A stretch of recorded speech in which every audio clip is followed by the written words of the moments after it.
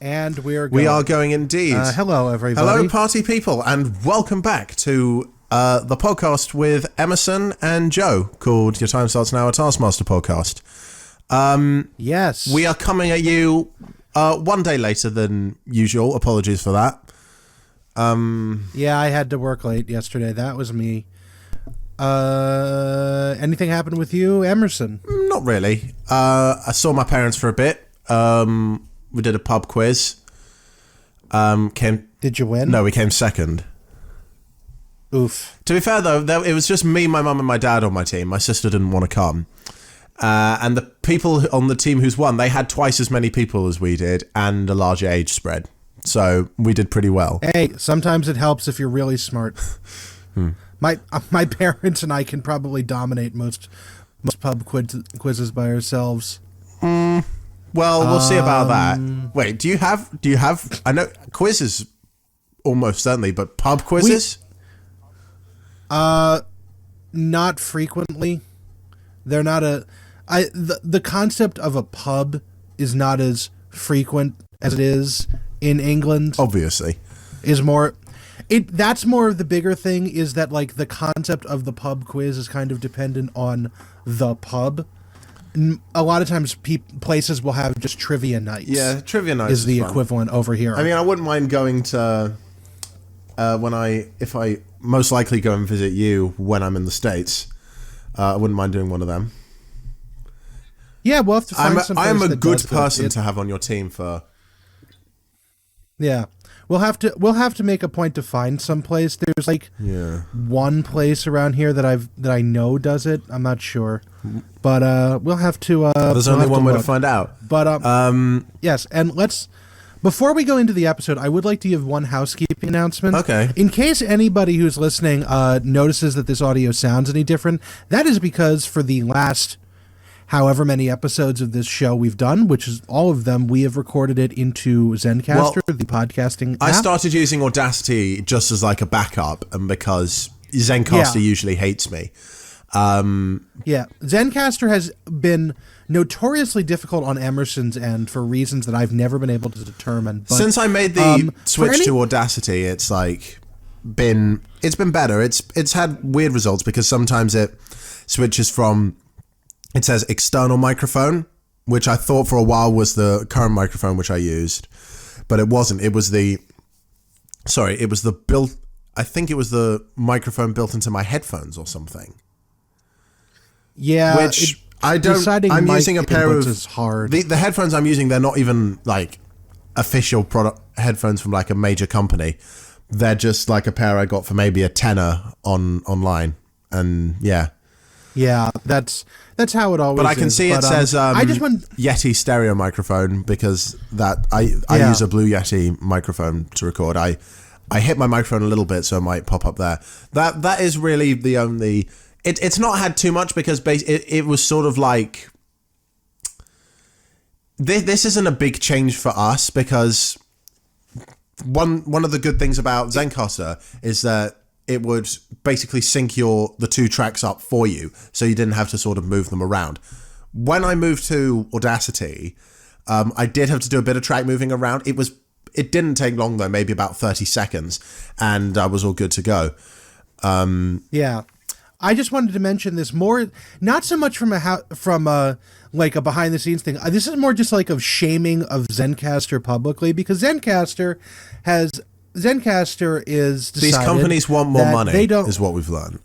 Yeah, there's a saying about startups and companies like that is that they start out by treating you great because they need to get more customers, and then they start treating you worse, and then they start treating you worse, and then they start treating you even worse, and then they're like terrible, and then nobody uses them and they go away because they treat you like garbage because they don't have any, because they have to prove that they have a viable business. And Zencastr seems to be at like the third or fourth step now, which is that now they've introduced. When I signed up, there were no.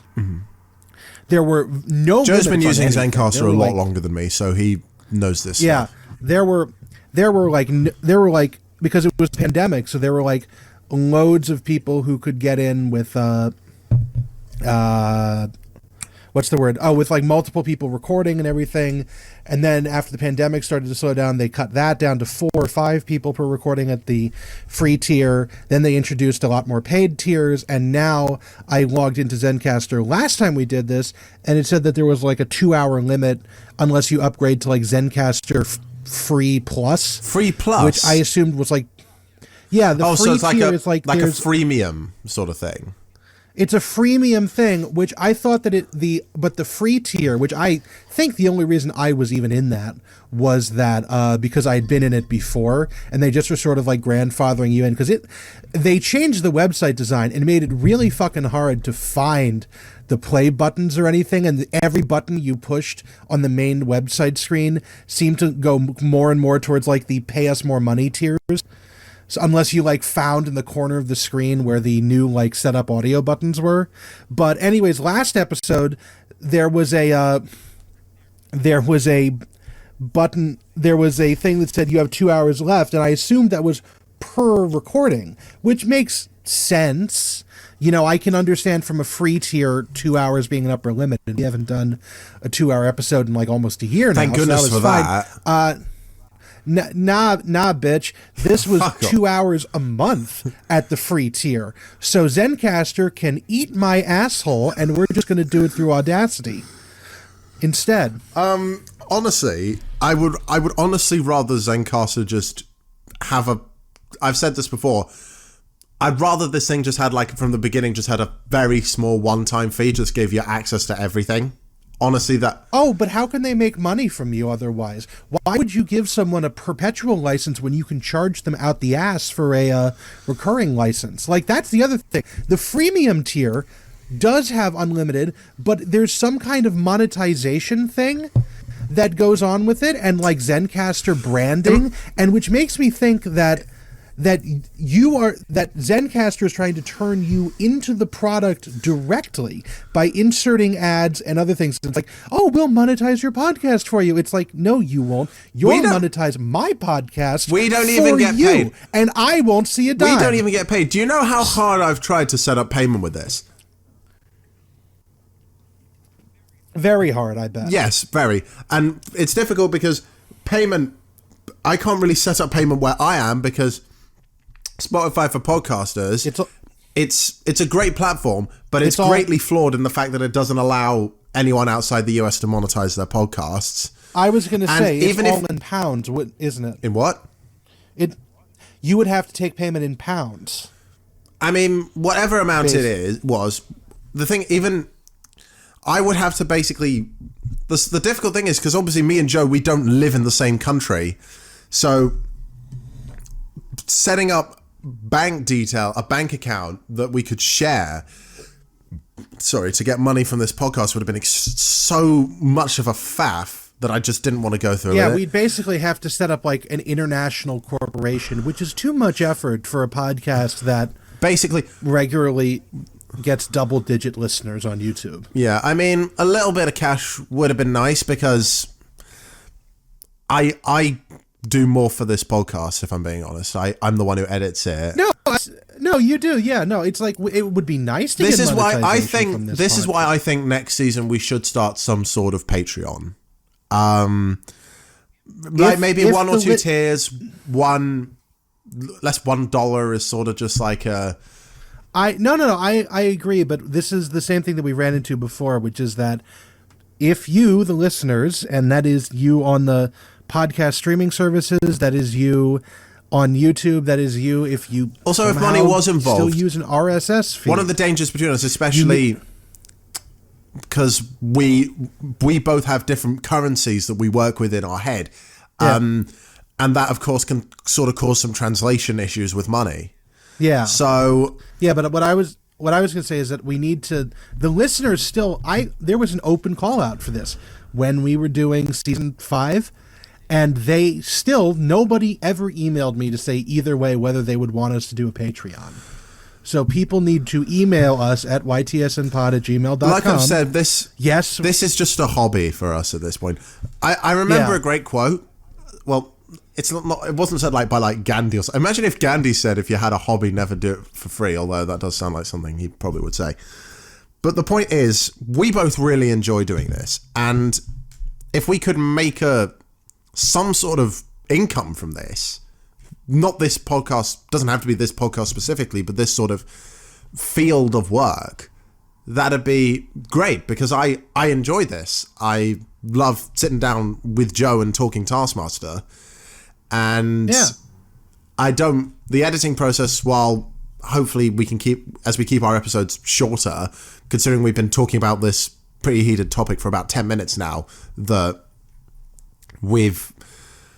it's probably going to end. The heated topic of fuck Zencastr. Yeah. Just to cap off my thoughts on Zencastr, and we can keep on talking about this. Zencastr thinks that I haven't been using YouTube since 2008, and I haven't seen what happens when a company promises to monetize your content and make you money, as if that ever has actually happened in their life. This is one of the difficult. This is gonna be my final point now. But this is one of the very difficult things about having a internet personality based career, because the rules change every single day. Like, I've seen people with YouTube talking about, oh, my video got demonetized these sort of weird rules that they didn't know existed, and they weren't alerted to changing. Because this is a very... I'm not a YouTuber, but I know one of the difficult things about being a YouTube is that you aren't told when things change for your platform until you break the rules. YouTube tells you virtually nothing, and then moves the goalposts at will. Like, that's why I always swear in these episodes. That way I can prove to YouTube that it's not made for kids. This is not. YouTube's child-friendly thing can suck my dick, because they are so terrible. Okay. We created this podcast to talk about Taskmaster, and as much as we would love to shit on this company for hours on end, let's talk Taskmaster. And I can finally stop being negative, because my God, this episode was incredible. This was one of those episodes where nothing happened, and yet somehow it was still quite a lot going on. No, I personally disagree. A lot of stuff happened in this. It was some of the worst task responses I've seen in a while, and some of the better ones as well. Okay, the episode is titled "The Perfect Stuff," by the way. Yes. Who would like Season 7, Episode 7? This aired on... What day did this air on? Since when did we start talking about the air dates? I decided it's October 17th, 2018. Okay. For record's sake, you're probably listening to this episode for the first time on April 21st, 2023. Let's kick this in gear. Who's talking the prize task? Do you have a specific task you want to talk about? I did it last time, so it doesn't matter. I would like to talk about the blink task. Okay. So that would mean that I would have to do this one. That's fine with me, because I get to talk about the two tasks that I really want to talk about. Which ones? The extension task and the live task. Okay. Yeah, the live task is great. Yes. The live task is great. We will cross that bridge when we come to it, but thankfully you won't have to wait very long. Anyway, let's start with the prize task. Joe. So, first, Hawaiian shirt. the Hawaiian shirt count, of course. Getting through all of our... Hawaiian shirt count is none, but Carrie is wearing some kind of shirt. I watched this episode on my phone. I couldn't get a good glimpse of the pattern on her shirt. It seemed like it was almost the planets or something, but it wasn't floral, so it's not. I would love to see you on Taskmaster, and every time the camera cuts to you, you're just in a different shirt. Every time the camera cuts, it's a different shirt. Like, I have always wanted to do a thing where I have a Hawaiian shirt that's got like Velcro tabs or magnet tabs on it, so I can just yank it off and reveal underneath a different shirt. A different Hawaiian shirt. Also, you'd have like... Or perhaps the same shirt. Different copies of the same... Like, you're wearing about 10 copies of the same shirt. Same shirt. and I just rip one off to reveal another one underneath it. That would be quite pointless. Just a second, I'm going to mute my microphone. 2 health bars. But anyways, another thing just to mention here is that Alex goes through the entire episode wearing ear gauges. Yep. For some reason. They're prosthetics, obviously, because we never see them in his ears again. I kind of thought that they were real. Like, maybe... Like, I don't know if he wears earrings, but I could see... No. Considering the fact that in Series 15 his ears look perfectly normal, Okay. That man is superhuman if he can wear ear stretchers and have them... basically take them out and have his ears completely reset to how they look. Because I wear earrings. And I don't. Yeah. But I would never get those sort of ear stretchers. I'm pretty happy with my little basic ear piercings. Yeah. For anyone who's never heard of them, ear gauges are basically like, imagine a hoop earring, but inside the earlobe. It's a very specific look, and it's really funny because Alex... So when people wear hoop earrings on the inside of their ears instead of the outside. That's a way of looking at it. Yeah. Whatever the bit is supposed to be, I'm not sure what the bit is, but in the show, Greg notices that Alex is wearing them and assumes that Alex is doing it for attention, and so refuses to comment on them for the entire show. So Alex is just wearing them throughout the show for no reason. I'm not sure if that was the bit or if Alex actually had intended there to be a bit and Greg just no-selled him.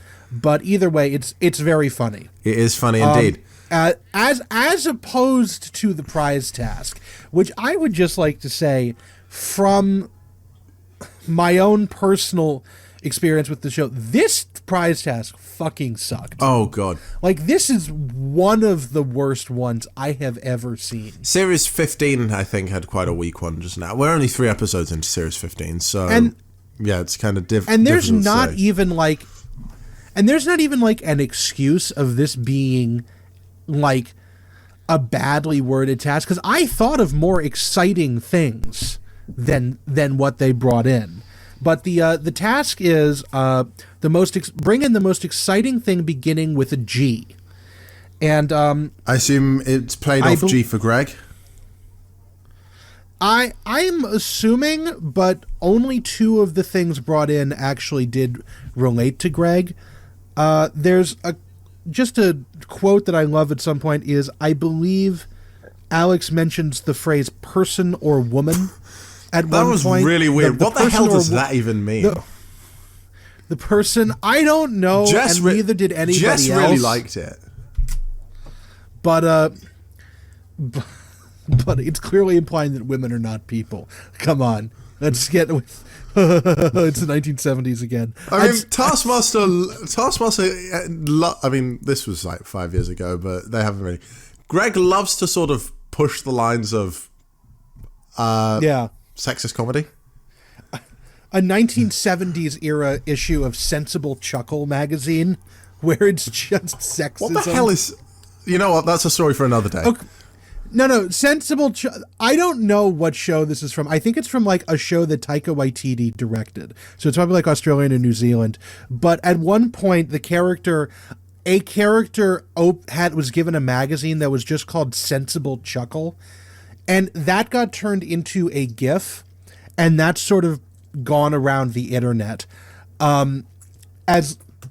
Because it's like a dog, and so that is the whole thing of Sensible Chuckle. Is it's just a funny GIF that exists online. Okay. And I just can we talk about this godforsaken prize task? Yes, we can. So starting off with Phil Wang. Phil brought in a gold $5 bill from the Lincoln Memorial as continuing his running extremely not funny bit. He claims to have haggled for this at an extremely inflated price, and when he tries to haggle for it to be lower, he fails to haggle and gets it much higher.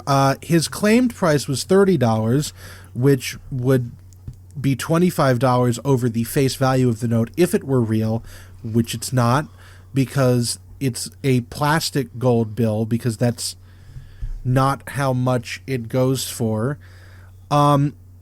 And then they flip it over to reveal that that there's a price tag on the back from the Lincoln Memorial gift shop in Washington D.C. that prices this at $3.95. Is that in US dollars or pounds? That is US dollars. So it's not even worth as much as the money it's representing. That is. I would be very upset to pay $5. It's just a. This is probably plastic. I would be very upset to pay British $5 money. for this British money's made of plastic, but that's beside the point. No, not that kind of plastic. Like this is probably like just a piece of, like you can knock it on the table and it makes a sound plastic. Oh, so like a Lego piece in a way.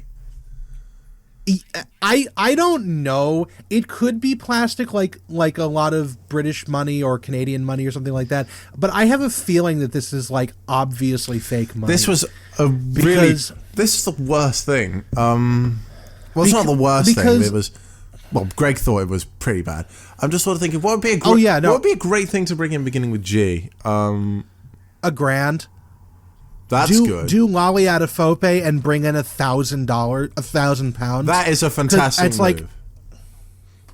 Like that's what I thought of immediately is $1,000. But so if someone brought that in comparison to all the other prizes, I think I would have genuinely given them more than 5 points. If I was the Taskmaster. No, more than 5 points. It absolutely would have been. Speaking of the other people's atrocious attempts. Yeah. Next up, Kerry Godleman brought in guacamole, which is a terrible substance already. But then more to the point, this is a particularly vomit-inducing shade of green that is not... It's like a pale green that either inspires vomit or is reminiscent of vomit. James Acaster, who is... By the way, James Acaster in the studio is wearing two-tone green. A lighter green shirt and then wonderful rich green pants. Comments, quote, "I'm a better shade of green than that, Kerry." That is a great quote. And he is. It's fantastic. And it is some of the worst guacamole I've seen in a while. I usually like guacamole, but that was not appealing. I don't like guacamole.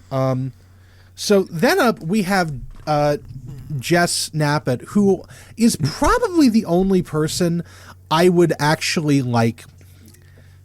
view as having done it in the spirit of the task, which is that she got Greg Davies, the Taskmaster, to sign a program from and a bunch of other one of his events. Yeah, I believe the one they show on screen is the playbill from his comedy show You Magnificent Beast. I watched that, and problem is that it was so funny. Yeah, the problem is that the Welsh song of that special. Have you seen the special? I have not. There's a bit where he sings a Welsh song. It's in like the last 5 minutes, and oh my god, I laughed. You have no idea how hard I laughed. Oh yeah, no, I love stuff like that, like running bits. But the problem with this particular thing is that Jess misunderstood the task a little bit. She thought that because she had Greg sign it, and she thought that the name of the person that she was going to have him sign it to had to start with a G. And the issue is that she had to give this to Greg with some kind of fiction attached to it. So she told him that it was for her dad, and that her dad's name is Gordon. Her dad's name it's either Stephen or Philip. I don't remember what she said. Peter. Wow, I got none of those right. But her dad's name is Peter, and so it's a bunch of Greg Davies merch signed to a guy who doesn't exist. So not great. Well, I think you could probably give him to Gordon Ramsay and he would like that. Yeah, but Gordon Ramsay doesn't need signed Greg Davies merch. There's a lecturer at my uni called Gordon. Oh, and so what his last name is, but yeah. Yeah. He's called Gordon. So that is so far the best, and that is would you rather step in dog shit or a landmine sort of territory right now. And then onwards next is Rhod Gilbert went to Wem, Greg's hometown, and went to Greg's mother, who will show up in a later prize task in this series, and brought in some of Greg's childhood toys, or specifically one of Greg's childhood toys, a $6 million man action figure with no pants, and some puppets that belonged to Greg's sister. Greg tells Rhod to fuck off, and then Rhod says direct that towards Greg's mother because she told him that Greg would say that, because she's the one who gave Rhod those toys. And then finally, and so that's the G specifically there stands for Greg's childhood toys. That's, again, where we're like, this would be like a 3-point score in a normal prize task, but compared to everything else, this might be one of the better ones. And finally, we have James A. It is treated as one of the better ones. We have James Zencastr, who brought in Gandhi's glasses. The problem with this is that Gandhi's glasses, famously worn by Mahatma Gandhi, the Indian revolutionary Mahatma Gandhi, to lead his path in bringing about the independence of India. Funny, because we mentioned, was it Gandhi I mentioned earlier in this episode? I thought that's why you had mentioned Gandhi. No, I just mentioned him because he obviously is a very he was a very well respected public figure, But yes, the actual corrective lens glasses of Mahatma Gandhi, famed antagonist in the Civilization video games, and famed antagonist of the British Empire, sold at auction for $1.8 million, or possibly 1.8 million pounds, and so are not actually owned by James Zencastr. So these are just old glasses, or to start with G, glasses, old, unrelated to Mahatma Gandhi, famed pacifist who will use nuclear weapons on you in the Civilization games. So there is clearly no connection here, and this is also bullshit. This prize task was all round. This is one of the worst ones. Pure horseshit. This was, if I was, I think I would, I don't know if I deliberately want to, I would deliberately try and lose this episode, if I'm being honest. Greg actually did not give anyone a 5 points. No one got higher than 3. Not 2 even. No one got higher than 2. James and Rhod both got 2. Everybody else gets 1. This is an appalling showing from literally everyone. I don't like it. And you know what also really confused me is that they did this again in a different, because in season 12, because I'm on taskmaster.info as always, and the similar tasks, there's a prize task in season 12 for the most elegant thing beginning with G, and Sir Mastari in season 3 did the most glitzy thing beginning with G. So is there a connection to the letter G in the show? Because I can see the G connection for the UK version. Is there a? I don't know. Let me look. But anyway, while you do that, this is how far we've fallen from Series 1, where we've gone from people putting multiple £1,000s, their wedding ring, cars on the line, to some fake piece of money and some vomit-inducing guacamole. Yeah, and I think it's not great. I think it's not.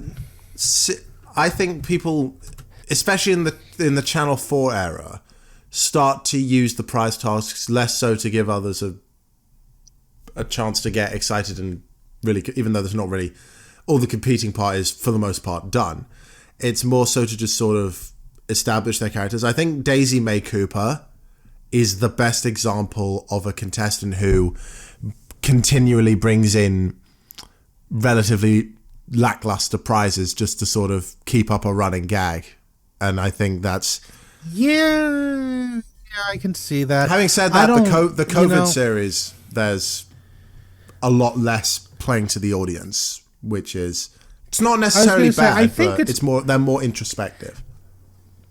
I think also with a show like Taskmaster, especially in the earlier seasons, people approached the task with a bit more, they approach the task in an effort to win the show, as opposed to an effort to be the most memorable or in some other way win the appearance on Taskmaster. Like because a lot of these people, this will elevate their stature if they do well, that sort of thing. So it doesn't, or if they're the most memorable. Yeah. So that's kind of where a lot of these might come from. Like, some of these might be dog shit, but they might seem more logical if you're at the end of the day, getting into your own head about it. At the end of the day, this is a TV show, and these people are getting paid. They're literally just being there for entertainment. If this was a game show with normal non-celebrities like you and me, we would want to bring in the best thing possible.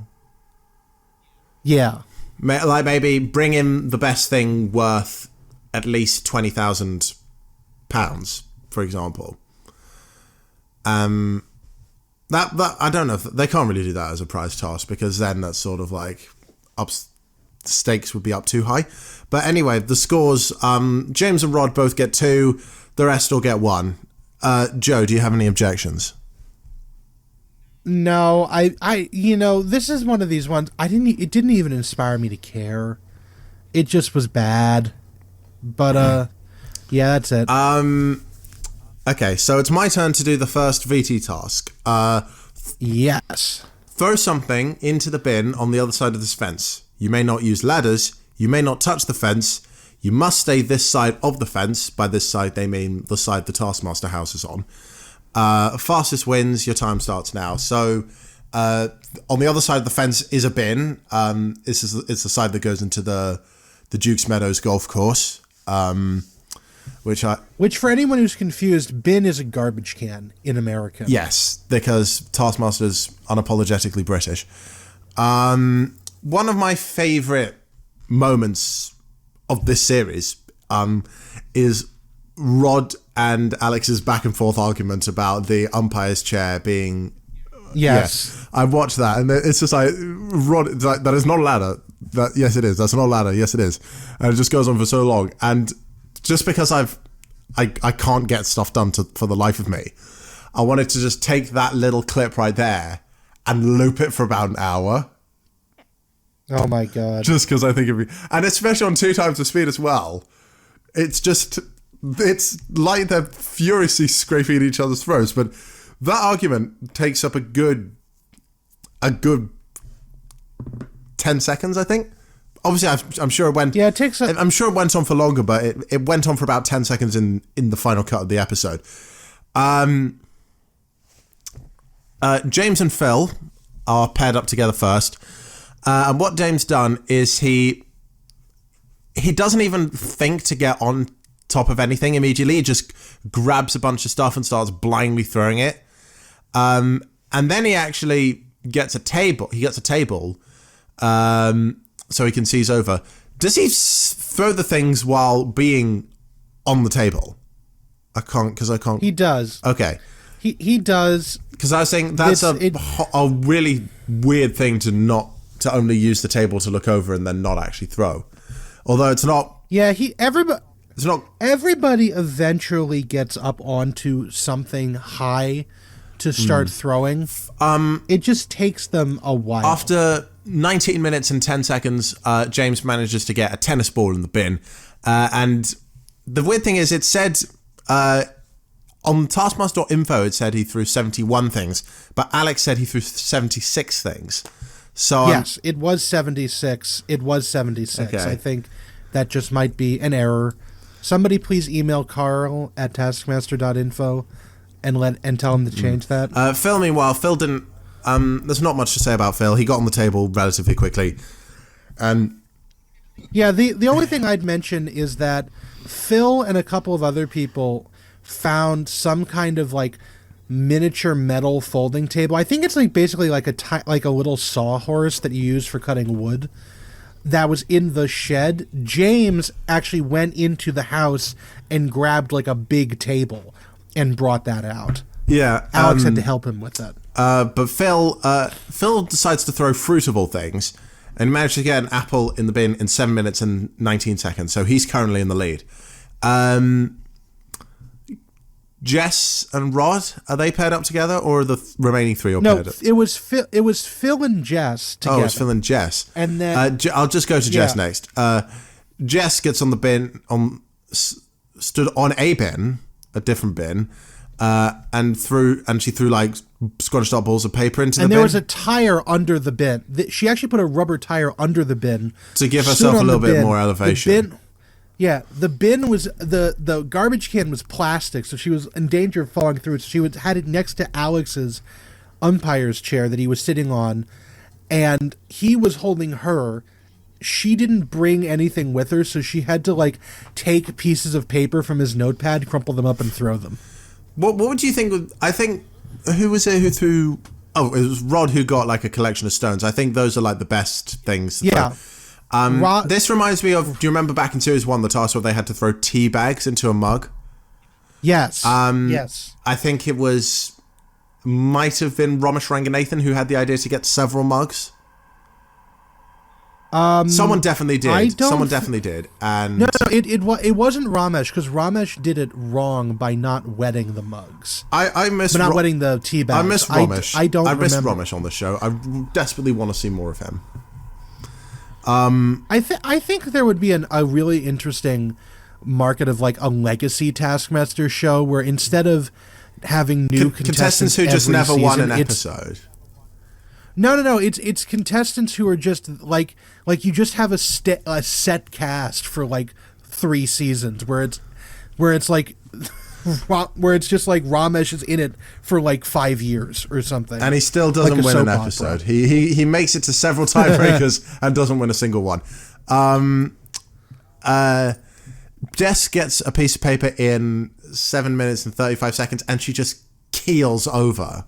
Like it's like all the bones in her lower body just disappear. Either that or the bin was collapsing, but she eventually got it. Yeah. Rhod, as we mentioned, he stands on the table and he gets several stones to throw at the bin in one go. And he gets a stone in relatively quickly, 3 minutes 17. And then it's Kerry. Kerry does this weird thing where she drills a hole in the fence. Well, that was Kerry's first instinct, was when they first did it. Actually, she sort of like worked on it. She drilled a hole in the fence so she could look where the bin was, and then she tried to sort of mark with her body where she would roughly in line with it on her side of the fence, and she was nowhere near, I think. Yeah, what I really like is that Greg actually pointed out that Kerry took this incredibly Cockney approach to solving this task, which is I'll drill a hole in it and then throw a drain pipe at it, because she threw a drain pipe. We get more Bosch stage, getting more Bosch from Kerry, but the thing is that he put that idea in my head, and the entire rest of the episode I noticed that like chav is possibly the right word for it, but no, not which is like an English not chav, it's Cockney. Well, a chav is a specific group of people. Oh, okay. Like chavs, they wear a lot of. The stereotype is they have Adidas. Yeah. Female chavs will have like awful fake tans, really bad eyebrow makeup. Okay. Stud piercings just above their lip, really bad Botox, and that's the stereotype. So Kerry then did this. Kerry just did every task in the most Cockney way imaginable then. And it's hilarious because you don't realize that until you have the idea when you're just like, oh shit, it is. It's just really funny. You know how we said what suggested the idea of a legacy Taskmaster? Yeah. I'm just going through the list of people who've won episodes. I don't think there's enough. My rule of legacy is like people who've not won an episode. I don't think there's actually enough people to fill a regular set of those. Oh no! Do you know what I meant by it? I'm sorry, I didn't make that clear. When I said Legacy Taskmaster, this is coming from a board gaming thing. There's a couple of board games nowadays that are like Risk Legacy or Pandemic Legacy, where it's board games that you play the game, And then when you finish the game, like in Risk, you take all the different continents and stuff. I was sorry. There is enough people. There are only 5 people who have. Is there? I just want to make sure. As of the end of Series 14. Glad to see you're listening. No, I'm. This idea really excites me. This is perfect. There's 5 contestants who've never won an episode of Taskmaster. There's Romish in Series 1, Joe Wilkinson in Series 2, Sarah Pascoe in Series 3, Nish in Series 5, and then Judy Love, who doesn't appear until Series 13. Okay, that's actually not what I meant at all when I said legacy. Well, that's what I thought. When I said legacy, I was coming from a board gaming perspective, because there's these games where once you play the game once, whatever happened in the previous game you played, when you play it again, it is still there. So like if you play Risk Legacy, the first round you take all the territories and then you build up the armies and whatever, then you finish the game, and then all the territorial holdings are set like that. And so the next time you play the game, you have to continue with those boundaries and stuff like that. And so it's a different game every time. Okay. Which is what I was talking. Let's finish talking about like Kerry's attempt. You have the same group. Let's finish talking about Kerry's attempt. Kerry draws a hole in the fence so she can sort of get herself right. She doesn't get it right. She does the weird thing where she climbs on Alex's shoulders to throw. She throws in a fake brick of all objects in 12 minutes and 2 seconds. So the scores as it stands. Look, there were a couple fake bricks, and I thought they were real bricks, which was even funnier, because once you have the idea that this is coming from like a Cockney point of a Cockney attempt. The Cockney attempt hurling bricks. The funny thing is, at your solution. Kerry's not even. She wasn't even born in a Cockney part of London. Perivale's. I know it's just Perivale's in West London. She was born in Perivale, which is West London, near where my parents live. Anyway, Rhod gets 5, Phil 4, Jess 3, Kerry 2, and James 1. Which means the scores as it currently. Sorry. Oh, I was just going to mention one other thing about Kerry. When they introduce the task, Kerry reads the task and then thinks about putting a hole in the fence. And I swear to God, I watched this like 3 times. I think her finger touches the fence where she wants to put the hole in it right after she says you can't touch the fence. And it's not remarked upon at any point. So I guess nobody else noticed. It was like, that was a disqualification right there. And it just didn't happen. All right. You're doing the Don't Blink task, which is up next. I am, but there is also an adapted version of this task. In fact, there are several adapted versions of this task. We need an adapted version jingle. Spelvin, get on it. Yeah. We're going to have Spelvin do all our jingles from Series 8 Hi, on. Spelvin. Can you hear us from the little cage we keep you in at the back of our recording studio? Oh my God. So Basti Test did this in Season 4, Episode 3. In this version, the contestants are sent into the shed, and a wall is then erected around the door to the shed. They also then have to throw an object weighing less than a given amount into a barrel they can't see. Then Season 2, Episode 1 of Kongan Befaller did this. They have to throw something into a bucket from behind a rope. Between the rope and the bucket there is a hedge. And then Taskmaster Portugal, Season 1, Episode 6, just did it as read from the original Taskmaster version. So a bunch of different variations on this. Yeah, we've had a lot of fluff this episode. But now it's time for the Don't Blink task. Yes, the Don't Blink task, which we will definitely be talking about the adapted versions of this. So, also, there is an ad break during the throw something task, just so that the ad breaks, all of this ones are Alex in the elevator that they filmed the quick change task in from, I believe it was last season. No, it was this series. He's doing a variety. Was it this season? Okay. The quick change where where James said breasts and Rhod rubbed mustard in his face.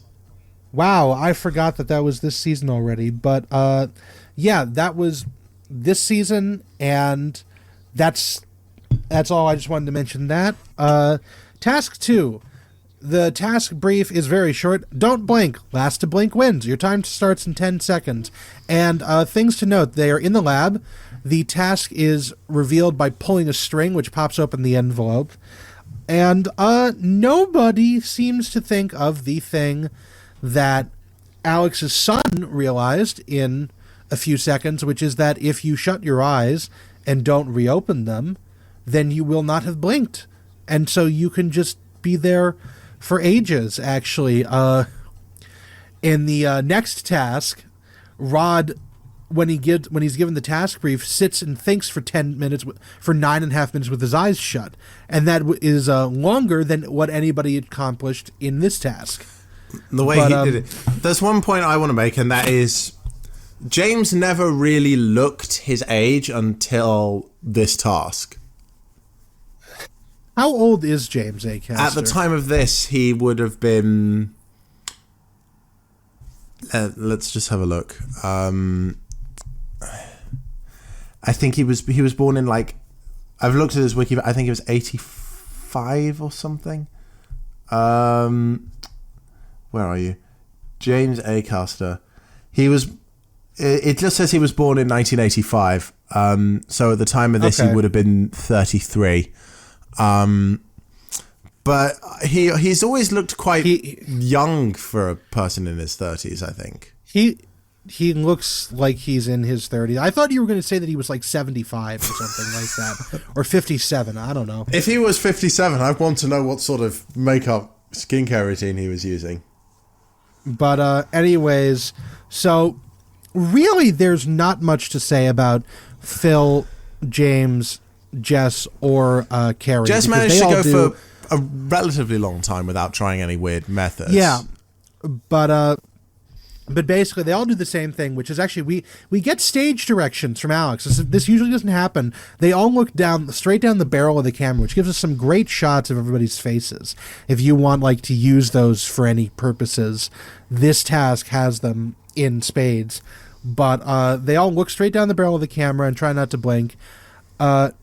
Carrie lasts 11 seconds, Phil lasts 12, James lasts 12.4, and then Jess actually makes it 77 seconds before she self-sabotages herself by thinking that she blinked and then blinking in response to that, even though she hadn't actually blinked. And then my notes say at the end of this, my notes then say in a single line, Rhod engages in an act of self-torture because Rhod Gilbert decides that the best course of action is to physically hold his eyes open. He gets them taped open as well. Like he is performing a one-man version of A Clockwork Orange. He decides that he is going to hold his eyes open, and then when that fails to be efficient enough, he has Alex put a strip of duct tape around his forehead to try and hold the skin up so his eyes stay open, realizing that this doesn't actually work. And so he just ends up holding it open with now duct tape on his forehead for 7 minutes. If I was 10 Rhod and I seconds. knew what was on the line to win this episode, I would have just gone, nah, it's not worth it. I mean, I would have just shut my eyes. That's what I would have done. But did you think about that before Alex said it?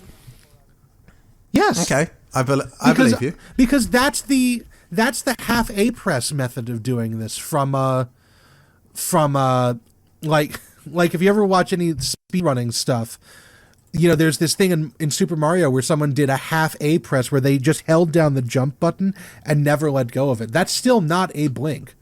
Either that or just, if you have to blink, just wink one eye and then the other, and that's not blinking. That's a way of doing it.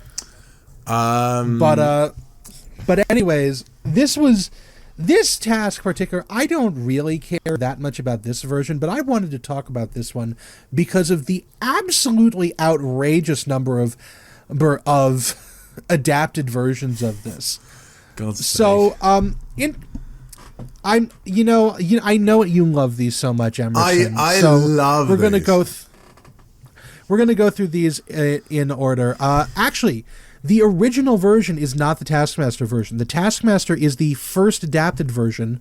Basti Test did this in season 1, episode 2, a full year in 2017, a full year before Taskmaster UK did. Oh, so this is the first quote unoriginal task. Yeah, unless Alex workshopped this one for a while and just sent it to Basti Test to see how it would do, because they probably filmed this after Basti Test aired, so maybe that this was the first time that Alex saw that it could actually be a viable task. But after Basti Test, Taskmaster UK, this episode followed up by Kongen Befaller Season 1 Episode 4. Then Sir Mastari Season 2 Episode 5, which, two things to note there. Sir, that is the name of this episode in Sir Mastari, is Don't Blink. And in this version of the task, it is specified the contestants may not touch their eyes or eyelids. Oh, God. Then Stormester did it for Season 5 Episode 1. Then Director Sevmira, which is, again, Croatian Taskmaster, Season 1, Episode 10. Then Taskmaster Portugal did this, Season 1, Episode 4. And then finally, Les Maîtres des Jeux, which is Quebecois Taskmaster, Season 1, Episode 3. So this has 1, 2, 3, 4... This has 7 adapted versions, including the Basti Test. And then 8 if you count the Basti Test one. And, again, I don't care about any of these, because the one that we have to talk about for just a moment is the Kongen Befaller one. Because I've talked about this before, and I don't know if you remember this, but Kongen Befaller... What happened here in the Kongen This Befaller episode one? featured temporary Taskmaster, replacement for the racist and creator of... What does the Fox say song? What does the Fox say song? I'm going to try and pronounce this. Bård Iveslacker? I hope that's pronounced correctly. It's probably not. I mean, it was a good attempt. I'll tell you but anyways, Bård specifically, I've watched this task a couple of times. It is, because it's available on Discovery Plus Norway's YouTube channel. They all hold their eyes open, and they all just sort of do it, but Bård specifically is some sort of superhuman creation, because he holds his eyes open. And not even like holding his eyes open with his fingers. He just doesn't fucking blink. And he goes through the entire task and eventually gets bored, or he has to go home for some reason. Like, he has to go home, I think because it's either the end of the day or something.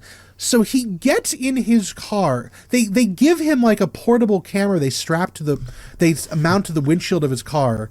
He drives home, goes to McDonald's on his way home, gets into his driveway, and it's like, okay, I mean, I could keep going, but I'm just kind of bored. And so he blinks to end the task. I mean, now, why is he kind of bored? He is bored. I would like to say, okay, so according to... Did you not like that? That was good. That was good. Come on. I need to get across the incredible nature of this task. For God's The sake. Guinness World Record of not blinking, according to a couple articles that I read that I think it's good.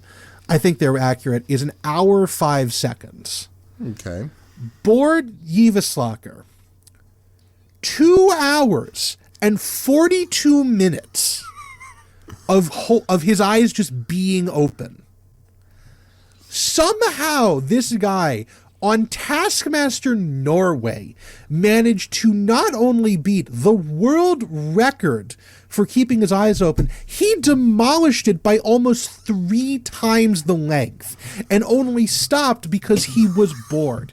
Not because of physical discomfort, because it's even mentioned in this episode, that in the episode of Taskmaster UK, not in the Kongen Befaller, that apparently there are staring contests being held in Australia, and the crowd gets uncomfortable at the 15-minute mark, and the contestants say that at the 30 to 35-minute mark, it feels like you were getting a tattoo on your eyeball. Christ almighty. And apparently the winners average somewhere in the 30 to 35, maybe 40-minute mark. So for Bård Iveslacker to do this for Taskmaster Norway, just because he didn't feel like doing it any longer is astonishing. And nobody talks about this. I'm the kind of person who hears weird facts and then sees them repeated around like, yeah, that's correct. No, I've never heard this anywhere else. It's not in the Guinness Book of Records, although they're very disreputable nowadays. Look up the whole Tommy Tallarico thing if you don't believe me. And you've never heard it batted around on Reddit because this is a non-English language show. I think that's the issue. Is that it hasn't been as notable, and I don't even know if they make a big note of it in the episode, the show, in Kongan Befauer, because there's only like the 6-minute clip. I don't know if anybody makes mention of it later, but this is a superhuman feat of world record breaking for 5 points on Norwegian Taskmaster, and I feel that we collectively do not talk about this enough. I actually do kind of agree with you. So that is why I wanted to talk about the Don't Blink task, because I just needed to make sure that we knew about this. And then that is about it for me, and we can go on to the home extension task that you so love, and I'll be real, I like it too. I'm actually going to be real with you because I'm actually excited to talk about this task because people say this is one of their favorite moments of Taskmaster. I am still desperately trying to wrap my head around it. I get it, but at the same time I don't. But anyway, VT, let me explain what I mean. VT Task 3, make the best extension to the Taskmaster house. You have 30 minutes, your time starts now. And just, I should say for the record, the word extension is used loose-ishly because Greg makes the argument that's not an extension, it's a pre-existing structure at one point in the task. But I argue none of them really made an extension. They sort of just made a den that was built in conjunction to the side of the house. Yeah, extension usually means that you can't enter the extension knocked out a wall or something. You cannot enter any of the, in spirit of the task, extensions from inside the house. So I guess what I should say is none of the boys say hello to Alex because Phil and Rhod have started copying James. I noticed that too. Are we going to talk about the boys first and then do the girls, or let's talk about the girls first because there's not a lot to say with the girls. Okay. So basically, the girls built a sort of tarpaulin tent sort of thing. Both of the extensions that they were looked similar, but the girls' extension did look better. And they built it basically over Ollie the Knight's sundial. There was a tarpaulin, and they got a bunch of other things from the garage.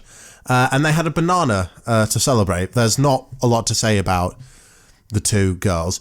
But James asks... They had a banana because there were no teacups available to have a cup of tea in their new structure. Did they have a banana each, or did they share a banana? They had two bananas because they grabbed them out of the fruit plate in the caravan that Noel Fielding once hid in. Oh, yeah. I was thinking... what was I was thinking back to when we did Taskmaster USA, and I think it was Alex and Freddie Highmore bit into a potato at the same time. Yes, I do remember that. That was one of the few highlights of that show. That one of the very few. But James asks the question, seeing that the girls get a bunch of stuff from the garage, was the garage open for us? And Alex reassures him that yes, it was. And then we see the boys. So James and Phil start by making an extension. Rhod appoints Phil the foreman because he's wearing bright yellow. But Rhod goes into this weird trance where he just thinks to himself solidly, and it's not the first time he does it this episode. Rhod enters a fugue state. He says he's going to find a lorry, which I don't know if they have. There's no way that they could get a lorry to the Taskmaster house in 30 minutes. I'll say that right now. He could steal one. Probably wouldn't be a good idea for a light entertainment show. But Rhod goes to the garage door, sees it's open, and when he sees, the perfect stuff, as James puts it, he shuts the door immediately. I'm just going to interrupt myself for a second, because I think me explaining this aloud on the podcast will help me understand it better. So Rhod shuts the door, essentially cutting off about 90% of the good equipment they could use. And James is so furious with this. And all Rhod does is he gets a couple of pieces of cardboard while he and Phil continue to build their extension with some shitty pieces of equipment. Well, James is furious about it in the studio, more so than afterwards. Yeah. Right? But Phil abandons James and sort of just, I'd say, goes to help Rhod. But all Rhod does is he just paints the word extension. So essentially, Phil just leaves James for Rhod and still doesn't help Rhod. I was going to say, my notes say... Okay, my notes for this are very minimalist. 2 competing extensions, and Phil defects to Rhod. And then... Oh, yeah, here's my other notes. Rhod has an idea and immediately runs up against James Acaster's normal state of existence. Oh. And also... There is a thumbnail I want to use at the end of this episode, and it's... I know which one it is. And it's great because it's a photo as well, so we don't have to pause it at any great moment. And it's just James's angry face. It's not a stereotypically angry face. It's like a face that just says, "I can't fucking believe it." Also, do you want to know what my description of the boys' task is? Hit me with it. The boys, Phil emerges from the shed holding a kite, quotation marks, "That's got to be a help," end quote. That is the entirety of this team in this task, is Phil Wang emerging from the shed holding a kite and thinking that this will be in any way helpful, is about the level that these guys are on. It's especially even more heartbreaking when James tells the story that they've been filming Teen Tasks all day. That was the last one. And it ended up like that, and he said he desperately wanted to be with the girls. Oh no, my notes also mentioned last team task of the filming day, and it shows. It shows, because I'll be real, I am much more of a Rhod Gilbert than I am a James Acaster, and I can totally see just wanting to be fucking not near someone with James's temperament after working with him all day. Anyway, the school... Like Rod's a very calm guy, usually, but there's also probably at least a very little tiny bit of, if I don't go over here, I'm going to make a task of smash his fucking face against the wall, and time stops when he's dead. Like that's the sort of day I bet they were having with that. Okay. And to quote Phil Wang, they're very calming, the Irish. Okay. The girls get 4 points apiece. The boys, bar James, get 1 point each. James himself gets 2 points, a bonus point because Greg felt sorry for him. Because James had a meltdown in the studio. Now, this is so over mad. an hour into this episode because we've just had so much to talk about for once. Should we play the Taskmaster Joe jingle? Honestly, I don't. Not for this one. Okay. I didn't even like they're both terrible. I don't have any.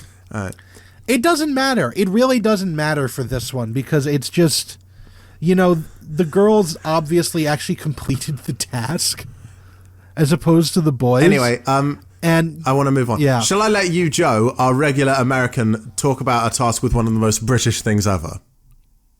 Yes, the Christmas cracker. Correct. I have only experienced Christmas crackers once because we bought some at a kitchen supply store once. The only reason I know about them is that for anybody who follows Top Gear like I do, James May did a show for the BBC called James May's Man Lab, and his Christmas episode featured supercharged Christmas crackers, where they like had small bombs in them, so when you pulled them, and the good ones were filled with actual good stuff, and the bad ones had like maggots and shit in them. God. And oh my god, it was a fantastic episode. I'd highly recommend watching Man Lab if you haven't, just because it's a really fun show. But so for anyone who doesn't know, a Christmas cracker is a cylindrical tube wrapped in foil that two people grab the ends of. You pull it and it makes a banging sound as it releases. The American ones that I had did not, because I think selling any sort of explosives to people is bad in America, but at least when they're not labeled as such. But you pull them apart, and whoever gets the bigger half gets the stuff inside, which is usually, as Kerry Godliman points out, tiny versions of things like screwdriver kits and sewing kits, and there'll usually be a paper crown. There'll be a really bad joke. Yep, it's. Most of them, you can get really good Christmas crackers that have, actual helpful stuff in them. Not super expensive, but actual helpful things. Like, I remember getting a highlighter, a small highlighter in one, and that's like a handy thing to just sort of have around, you know. But yeah, we have Christmas crackers regularly at my family home on Christmas because we are so British. Anyway, shall we hit the ground running? So the task is make the best Christmas cracker. You have 10 minutes to order your materials and 20 minutes to make your Christmas cracker. Your time starts now. Immediately, Rhod Gilbert says, just have to shut out the voices, and enters what I can only describe as a meditative trance for 9 minutes. That's what I spoke as he That's tries what we mentioned before. Yeah, I know. This was him just going like, this is Rhod Gilbert throughout this entire show has just been stood there thinking, looking like he's like having a migraine until an idea presents itself to him. It's very unusual, even for people on this show, but he did keep his eyes shut for 9 minutes, which would have won the task in the previous task, the don't blink task. But anyways, go. Are you okay? Go. I am. No, I'm reading my notes, and I was thinking about it as I was writing them. It's like all of these sound like euphemisms. All of my notes for this task sound like euphemisms for something else, because Rhod's is enormous. Rhod, because it's the first. It's the Rhod goes first. Rhod's is enormous. Could that be our episode title? Just because I think it's so out of context is so funny. It is. yes, I was thinking fuck Zencastr, but that would have been too obvious. But Rhod's is enormous. He has like a bunch of tools that are like a vanity kit for the Taskmaster, which is like, because he's friends with Greg Davies, it's like a hammer and some tongs and some other stuff that are clearly like just jokes. And there's like a hammer with like wrapped in paper at each end, so it looks like a gigantic Q-tip and stuff like that. There's a giant paper crown that's like big because he thinks Greg's head is like the size of a normal head and a horse's head. And even then, that crown is still too big. That's probably, which is I think maybe some about prime Alex Horn level measurements. This is just pure craziness. But yeah, no, it's just Rhod doing this, being Rhod. Up next we have Jess Knappett, who Jess's is huge but shorter than Rhod's. When they actually do it, when they pull it apart, it doesn't have the traditional popping thing in it. So the cameraman actually like from just below the camera's line of sight. No, he pulls a party popper. Oh, of course. Of course. And so it shoots out a little bit of confetti, but you can just see it's like it's at the right in front of the lens, which is really funny. But we love practical effects here at YTSN:ATP Studios. Yep. Jess's contains like the normal stuff you'd get in a Christmas cracker, like a joke, a paper hat, and also Alex's credit card because she wanted to do she wanted a puppy and an iPad to be in there, but they couldn't get those on that notice, and also because it probably cost money. So instead, she just lifted Alex's credit card out of his wallet when he wasn't looking, and stuffed it in there. Following that, Carrie's is about the size of Jess's. And it's wrapped around the drain pipe apart. because it doesn't come. No, shush! It doesn't come apart very easily. But when they finally got it apart, it came with the full-size versions of the usual contents. It didn't come apart very easily because it was just a fucking drain pipe. As I already mentioned, it's really funny because I know because Greg. It's not apparent in the episode that it is that, but as they were showing it in the studio, Alex leaned over and whispered in Greg's ear, "It's just a drain pipe," and which is, I don't know why that's so funny, but the idea of just like an item that is supposed to be broken apart as part of its like use is just a solid piece of drain pipe is hilarious to me. There's also a joke in there, but it wasn't read because it's apparently Carrie's entire Edinburgh Fringe Festival routine written out on like A4 letter size paper. Which is perfect. It's a scaled up version of the usual tat that you get in these things. It's great. Yeah. And then we get Phil and James. James's is short but is very thick. The contents of both of these are what really push them forward. Looks like a giant sausage. Phil's comes with a crown, but the crown is not in it. James's contains a full... When they open it, both of them contain a Christmas dinner, although, in my personal opinion, James's is better because it contains a bottle of wine and a wine opener and more food in general. But it does go all over the floor because Alex, who was pulling on it, did not expect that to happen. Phil's was the same, but it was much worse and much smaller. And like it was the size of a usual Christmas cracker, so like a couple of Brussels sprouts and a few slices of meat, as opposed to like a full dinner that was in James's. Phil says that his also came with a knife and fork, so you could take it outside into the woods. And you need a plate as well.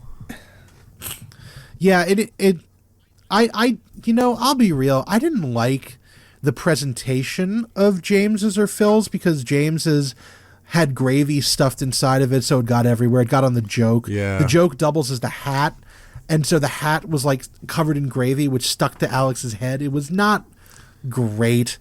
I didn't like the presentation, but I liked it a hell of a lot more than I liked Phil's because Phil's just didn't have enough in it.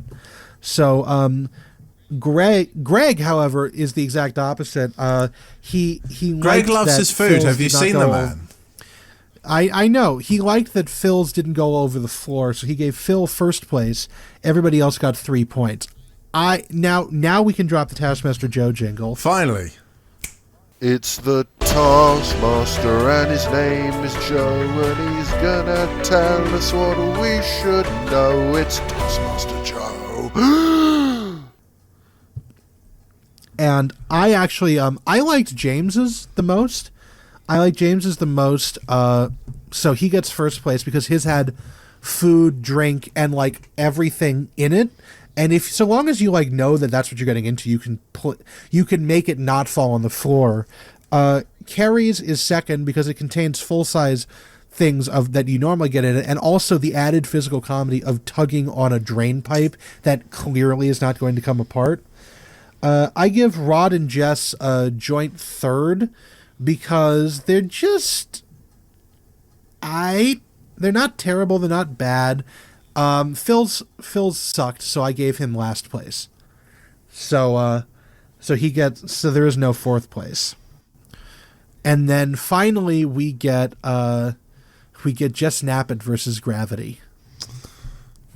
In the last one. Yes. There's a lot to unpack in this live task.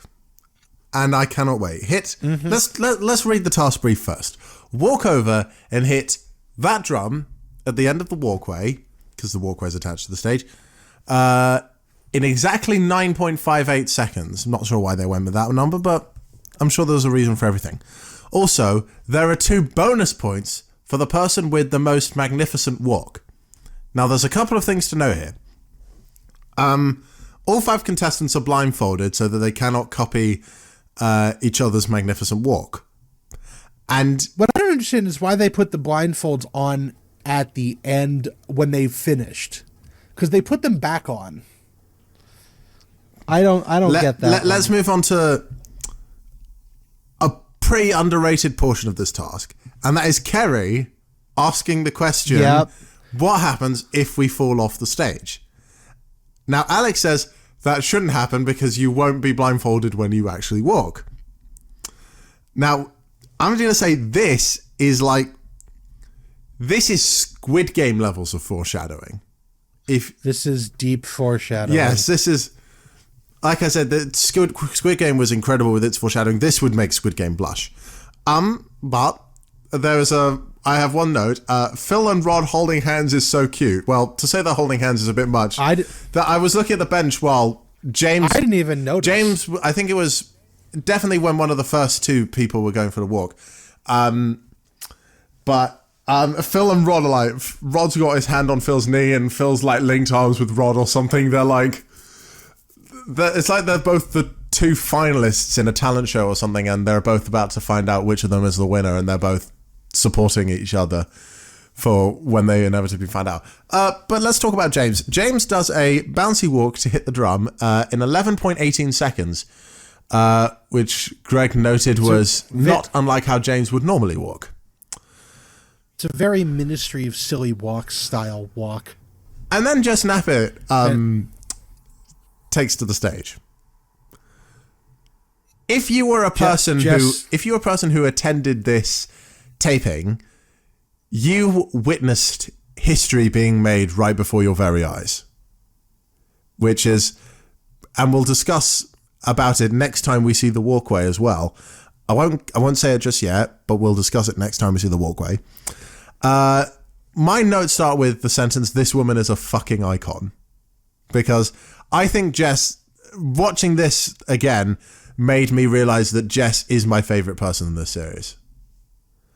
And I'll tell you why. So what Jess does, she really, really hams up the walk. She pretends she's going to fall off the stage. She makes like the stomping with the feet and sort of like... I didn't even notice that she was attempting to fake falling off. Oh no, this is what I copy and pasted from Taskmaster.info. And then she does this weird spin, and she does it way too close to the edge of the stage, and her foot slips off, and the poor woman actually tumbles off the walkway. And there's the music's playing before as she's like doing her crazy walk, and then it stops when she's fallen off, and that's when you know it's a pretty serious moment. Greg obviously goes over. You can hear Greg swearing. Greg goes, oh shit. The audience is like, oh god, what happened? It's not hammed up too much, thankfully. Like, Jess gets back up pretty quickly, and she's very obviously all right. But Alex is like, he does this thing where it's like, you take a step forward, but you're unsure of what to do from that point. It's like, oh god, should I help them or should I not? I'll do this to make it look like I'm pretend. But Jess gets back onto the stage really quickly. She bangs the drum with her hand and looks like she honestly wants to die. It was very funny. It was. This is the moment of the series for me. I'm just going to say it right now. But Jess's response to this is what really, really makes her such a great contestant for me. Did I say Greg or Jess? Greg asks her if she's okay, and she says, yeah, I'm fine. I think it was worth it. And she sort of does like this, like curt little nod, like, yeah, I think I did all right or something. And that is when I realized it doesn't matter what happens to you, what embarrassing things happen to you. What matters is how you respond to them. And I think that is the most valuable takeaway from this task. No one cares what bad things happen to you. They only care about how you respond to them. And that is why the fact that Jess thought, I think it was worth it, when we'll find out later whether it was or not. And she just sort of like prances back to the bench and is just like, And James asks, because obviously he didn't see, none of them saw because they were blindfolded. He asked, please tell me you fell off the stage. And she's like, yep, I fell off. Yep. Completing, to an extent, Kerry's self-fulfilling prophecy. It was so fucking funny. The rest of the people didn't really have much to say. Kerry did this weird squatting walk whilst quickly counting to 9. And I saw a comment on YouTube that I think summed this up perfectly. And it's supported by the elevator task earlier in the series, which you thought was last series. Kerry thinks what time moves at whatever speed she counts at. So she hits the drum. I should say, aside from Jess, she hits the drum in 6.15 seconds. Jess, obviously due to her little tumble, hits the drum in 27.20 seconds, which is still quite quick. Phil she fell off. Phil took his shirt and he like does like a wing. He flapped his shirt around. Yeah, he did. I want to make this episode short, man. I'm really glad that there's no like sound bites or anything, because and also I have to be up very early tomorrow because I'm going to London to collect my passport and visa so I can go to the States. But Phil hits the drum in 6.1 seconds, even quicker than Kerry. And Rhod does a very Rhod Gilbert thing. He takes off his shoes, has Alex grab him by the ankles, and Alex wheelbarrows him. Does the wheelbarrow. Wheelbarrows Rhod to the drum, and Rhod hits the drum in 9 seconds. Doesn't say... Does Rhod put his shoes on his hands? Oh, he does I think he does put them on his hands. Yeah, he does, and then he manages to extract his hand from his shoe and hit the drum. It was very, very Rhod Gilbert. Very. So the scores stand as follows. Rhod gets 5, James 4, Kerry and Jess both get 3, Jess getting an extra 2 points because she was deemed to have the most magnificent walk. And Phil gets 2 points. You know, I said I was going to mention the changes to the walkway next time we saw it, but I'm going to do it now. This Jess's fall meant that the walkway has for this point onward been christened the Nappet, and it has a brass plaque on it from this point onwards. Yep, I've heard about that. That's really funny. And then before we move on, there are adapted versions of this task. Emerson, your favorite. Please, is there anything of note in any of them? Yes. Basti Test Season 4, Episode 2 has the exact same task down to the 9.58 seconds. Does anyone fall off? Surmastari Season... No. Boo. Surmastari Season 1, Episode 7 has a different variation on it where the contestants are instructed to beat on the drum after exactly 60 seconds, and instead of taking it in turns, they are instructed to remove their blindfold and begin their approach to the drum when they believe the time is right. So, a little bit different. That's very weird because that could be any time. Well, yeah, that's the whole thing. I think it's a timekeeping level thing instead of a silly walk. So, but yeah, that is it. At the end of the episode, Phil Wang has hit 100 points finally, and Jess Knappett is leading in overall points for the season. But as far as winner of the episode goes, it's Rhod Gilbert. Yay! Who wins the episode. He goes up and knocks all of the prizes off of the table because they're all terrible. As you should. And he plays with I think he plays with Greg's sister's hand puppets for a moment. But other than that, the only other thing of note is that James Acaster's furiously angry face is the closeout for the episode and probably the thumbnail for our episode. Is shown on screen from the extension task studio bit, is shown on screen. That must have been someone thinking on their feet in the production booth. That was so funny. I mean, they've had pretty quick photos in the past. They had a picture of Phil Wang from the studio in that episode when he... Yeah. But like I said, that's it. This is one of the longest episodes in a while. So you've got a lot of content to chew on, and I'm glad if there was any episode that was going to be quite long, it was this one, because this episode is a great one. Yes, I do have to get up early because I have to go down to London. I have to be up at 5, which is in about 5 hours' time. So go to bed. I'll email this to you. All right. Please Goodbye. do. Bye. Yeah. Which button is stop? Is it just the stop button?